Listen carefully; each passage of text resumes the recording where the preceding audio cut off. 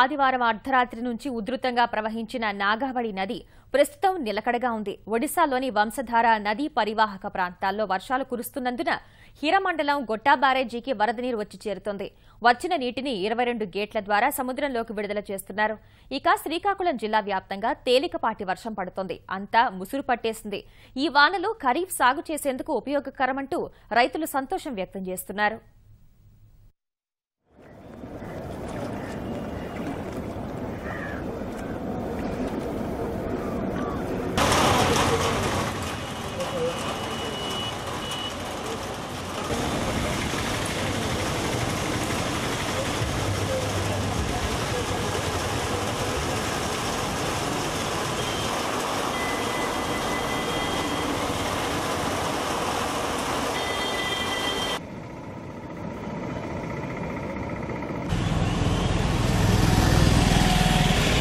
మరేమన్నదా